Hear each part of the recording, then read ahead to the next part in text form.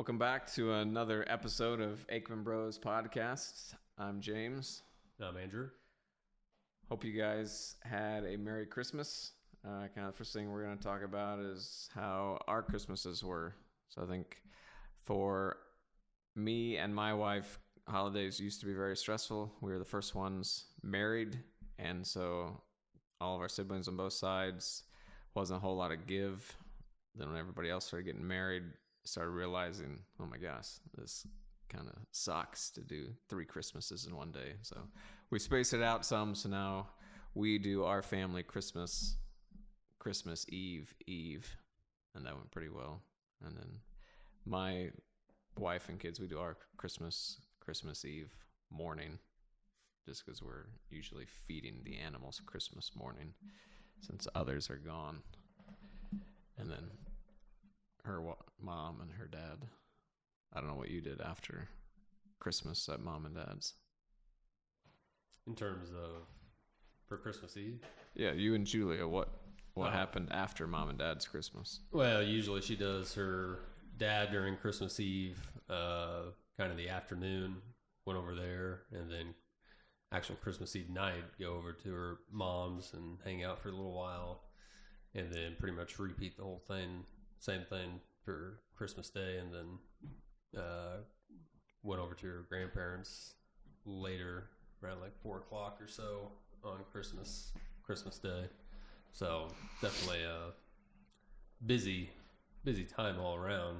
And this year with our child, he's young enough that Christmas morning wasn't really much of a thing because he didn't know what was going on, but definitely as he gets older, there'll be another component that'll be added into it in terms of our, I guess, personal Christmas morning that we do, and then on top of everything else in terms of going to all the grandparents and stuff like that. So, but for the most part, it was, other than it being a little bit of a rainy Christmas this year, I think we had temperatures in the 50s, but it was on Christmas Day, it was a little nasty out to say the least. I did chores Christmas morning in a jeans and a t-shirt, which was crazy. Yeah, that normally doesn't happen. This has to be the warmest Christmas we've had since we've had the park, for sure. So did you get anything cool? I got a couple books. So one of them I'm going to talk to you He's such a nerd. Talk to you about it in terms of, it's called Primitive War. So it's kind of like, you remember Dino Crisis video game? Mm-hmm. It's kind of like that concept. So I'm in chapter 9, which is, if anyone knows about me, I don't really read like actual chapter books. Yeah, chapter 9, it's a graphic novel probably. So it is chapter 9, novel, so no words. It's actually all words, all the way up to chapter 9 so far, and it's held my interest. Just to put that in perspective, the only other book I've completely read from front to cover or back cover in my life has been Jurassic Park. Everything else, it's either I skim through it or find cliff notes or whatever in terms of try to just get the gist. Or borrow the movie. My wife was in a play, Flowers for Algernon, when she was in high school. He had to do a book report. Instead of reading the book, he asked for the recording of her play. Yeah, sometimes that doesn't always work too well because there's interpretations of what the actual book was as opposed to the movie. But no, other than that, it was all about Roman. Roman has more toys now than what. Yeah, so I didn't really, last few Christmases, I haven't really had anything to ask for. So I just get money so I can, if I see a vintage toy I want, I can buy it. But I did buy 5 square feet of land in Scotland. So I'm a lord now. So yeah. I've told the team they can address me as Lord Aikman. So you can imagine how annoying that already is, and it's just the first day back from Christmas. It's going to be great. I got a certificate I'm going to frame and hang up in my office and everything. Yeah. But one thing that I did realize this Christmas is watching my kids open gifts, how much I sucked and still suck at being excited about a gift. Like you and I, especially, we don't really have we don't show a lot of emotion, so we kind of don't get excited. But all of my kids, boys and girls, open something up. oh my gosh, this is just what I wanted. Well, That might be the very first time. for my gifts that I gave them. I think that's an impression. Yeah, I so the gave. boys loved the He-Man stuff, but even random things, and the girls especially, they get so excited about it. They've never seen that thing before in their life, never knew they wanted it until they opened it, but like you would think that they were faking, but they do very good at it. So kind of moving on from Christmas, kind of looking back at the year, the biggest lesson or takeaway learned in 2021. I guess for me, I've had a roller coaster of a year. So my first child was born in March, and then end of August or middle of August, I had a massive heart attack. So that kind of put things in a little perspective. But I guess, and I'm still working on it in terms of the kind of stress management, or however you want to interpret stress, and trying to deal with it and eliminate it and all that stuff has kind of been attempting to focus on trying to do that more so after the heart attack, and just, I guess, kind of enjoying day to day and not trying to stress out days, weeks, months in advance over things that I can't necessarily control. It's a lot harder to do than just, flip a switch type of thing. I'm a person that I've always stressed out about every single thing my entire life. So I had a pretty heated conversation with my doctor about if she had any sort of book that told a person that's always been a stress filled person how to shut that off, let me know and I'll read it. And she obviously didn't have that, any sort of book or anything like that to do that. So the way I deal with stress is I check off things on my to-do list. That's how I eliminate stress. I eliminate problems or tasks and that sort of thing. And apparently, from Julia's standpoint, that's not necessarily the way that you're supposed to eliminate stress. So kind of just attempting to take it easier in 2022, and I guess not sweating the little stuff, I guess. But Well, speaking of Julia, you also got married. Yeah. And building a house. Yeah. Which the getting married reminds me that 21 was busy for me as well. I didn't have a heart attack. I didn't have a new kid, but I did become a pastor so I could marry you guys, and now I'm become a Lord. It's like I'm just kind of checking my boxes of accomplishments. Yeah, pretty soon you're not gonna be able to fit your name on when you sign documents and stuff. My business card will be a postcard. Yeah. No, I'd say biggest takeaway from the park is just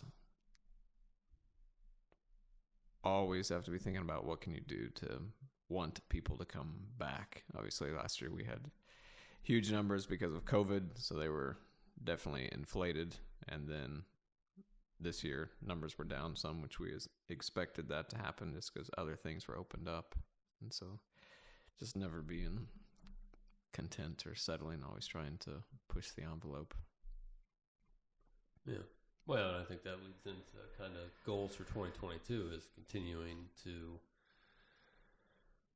kind of make the park the best it possibly can, whether that's adding new encounters that hopefully we're going to add this year, or hopefully by the end of the year switching up kind of the drive-through entrance and kind of the orientation of the drive-through to hopefully allow us from a future standpoint, whether that's going to be in 2022 or a couple of years down the road, being able to expand our parking lot and also expand some of our holding pin areas to kind of better manage the drive-through as a whole from a kind of grass management standpoint and all that stuff, getting animals in rotations off and on it.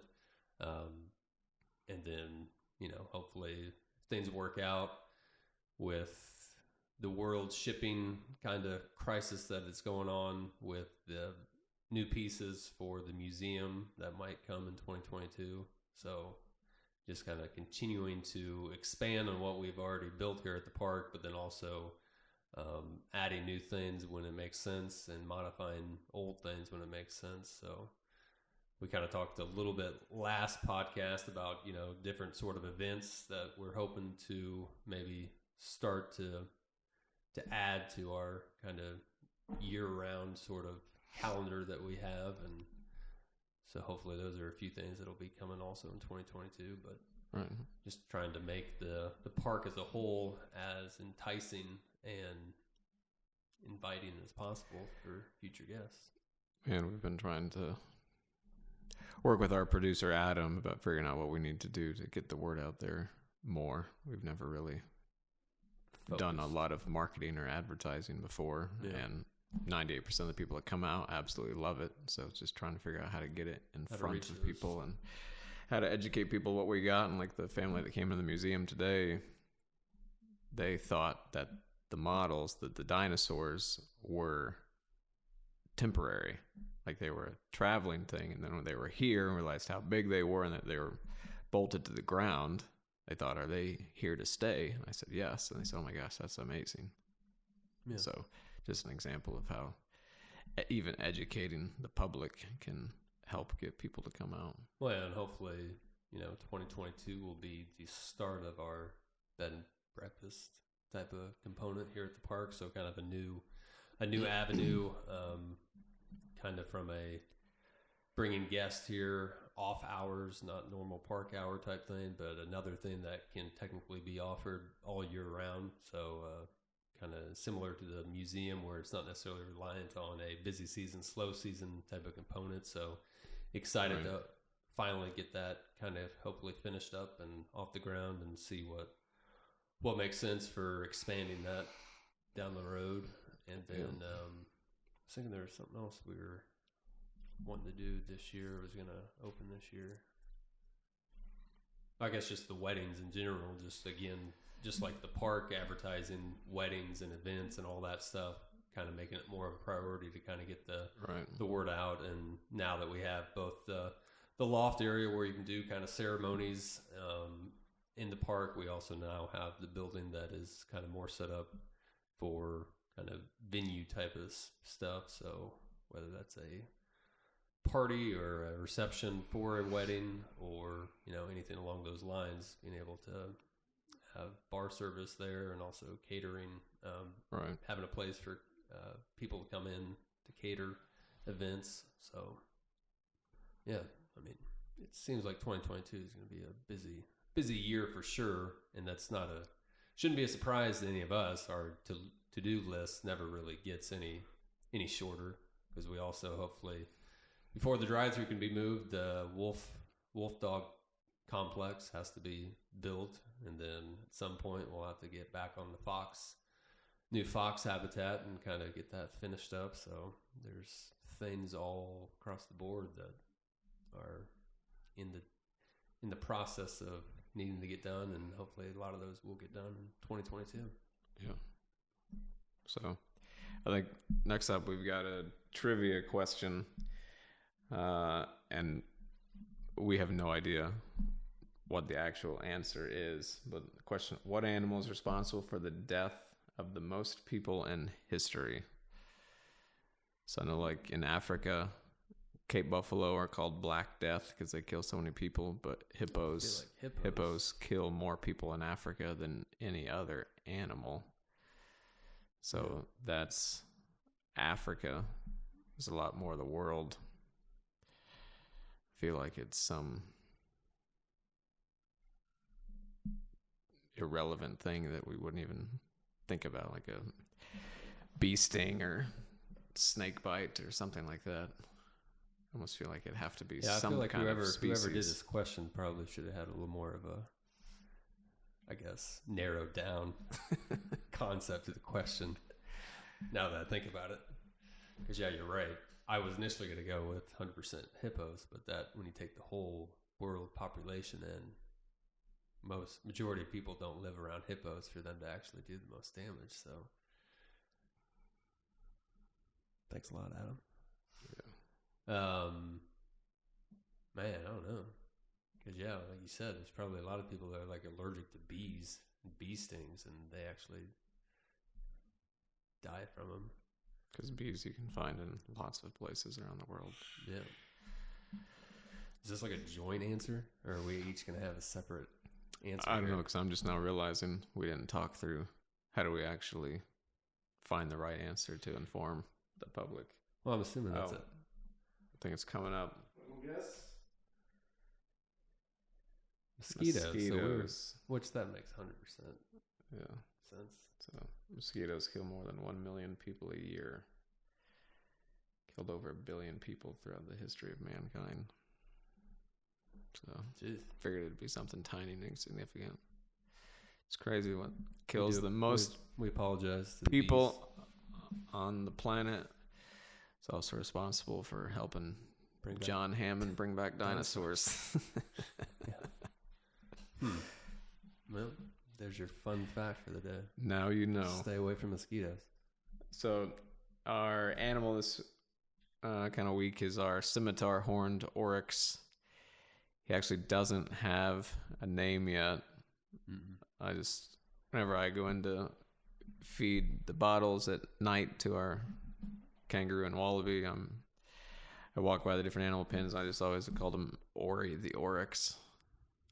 I don't think I want that to be the name. Well, yeah, I just make it up as I go down. Ori the Oryx and Winnie the Wildebeest, which Winnie is actually her name. Yep. So that's how I got to the Ori. But he doesn't have a name yet, so you can be that lucky one and adopt him and get to name him if you want to. I don't remember what his annual cost is, but he's got a pair of the scimitar horns on his head. Do some damage. Well, for anyone that doesn't know, so a Scimitar Oryx, it's an antelope species native to Africa. It's actually kind of semi-considered extinct in the wild. So I think it was back in 2017 or 2016. They did finally start to reintroduce them into the wild, kind of through a process of releasing them into extremely large, kind of somewhat protective parks, paddocks, and then when they kind of got acclimated to that, they actually did open up the gates and release them out directly into the wild. So I think the last time I looked at that stuff, it was kind of going successful. I mean, in terms of, I hadn't heard anything where they had stopped the program that is doing that, to where they were having issues with the ones that they did release in the wild, not kind of adapting correctly. But yeah, so they are definitely a little more of a unique animal in that regards. So there is a large population in captivity of scimitars, and that's how we were able to acquire one. He actually came from a person up in Wisconsin, I think, that had him. So to a certain extent, they are somewhat, I guess, available in kind of captivity type of settings. They would be in the same scenario as tigers. There are more in captivity than there are in the wild. Yeah. But I think it maybe even, I don't know if I think the last time I had actually read anything about them, I think they officially went extinct maybe in 2000 or maybe sometime in the kind of late 1990s. So, I mean, you're talking now fairly all the way up to 2016, 2017. You're talking about almost 2 decades of them actually not being around, actually out in the wild. So kind of a significant thing. But no, they seem to thrive quite a bit kind of in southern U.S. There's a lot, high populations of them, kind of big ranches in Texas and that sort of thing. So there is a healthy population that they're able to kind of continue to keep the breeding going. And then, like I said, this program actually has gotten to the point where they will release them kind of in a certain process, so it's not going to overwhelm anything from the ecosystem standpoint or anything like that. But it seems like so far they have been successful in kind of doing that. So that's doesn't always happen to where, you know, animals that are bred in captivity actually see that impact actually going back out into the wild. So this is kind of one of those rare occasions that the program has gotten so far to where they've actually got to the last stage of physically releasing animals and kind of being able to dwindle down the reliance that they have on kind of humans to the point where they feel confident enough that they can survive out in the wild. that's what a lot of people don't realize in terms of animals that are in captivity.